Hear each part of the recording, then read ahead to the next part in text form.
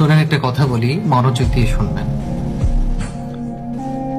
মানুষ ঠকায়েন না, জীবনে মানুষ ঠকায়েন না। সুখের দেখা কোনো দিন মিলবে না। যতই আপনি সুখের সন্ধান করেন, সুখ আপনি কোনো দিন খুঁজে পাবেন না। মানুষ ঠকায়েন না।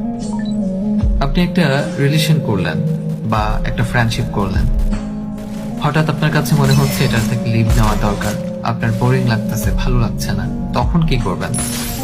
তখন আপনি কি করবেন, একটা ট্রিক্স আমি আপনাকে শিখিয়ে দেই। যে মানুষটার সাথে আপনি ফ্রেন্ডশিপে বা রিলেশনে ছিলেন তাকে কল করবেন। কল করে বলবেন, আমার সাথে একটু দেখা করবেন। তাকে ডেকে আনবেন। ডেকে এনে হাতটা সুন্দর করে ধরবেন। হাতটা ধরে তাকে বলবেন, দেখো, আমার পক্ষে তো এই রিলেশন, এই ফ্রেন্ডশিপ আর কন্টিনিউ করা পসিবল হচ্ছে না।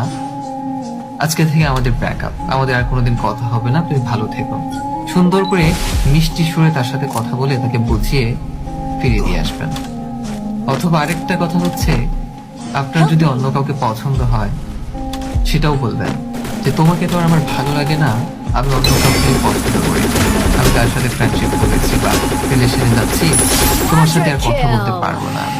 তাকে সুন্দর করে বুঝিয়ে বলবেন। এতে কি হবে, সেই মানুষটা অন্তত সারাটা জীবন এই আফসোস, এই আক্ষেপ নিয়ে বাঁচতে হবে না যে কি কারণে আপনি তাকে ছেড়ে দিলেন। অন্তত সে আড়ালে থেকেই সে আপনাকে দোষারোপ করবে না।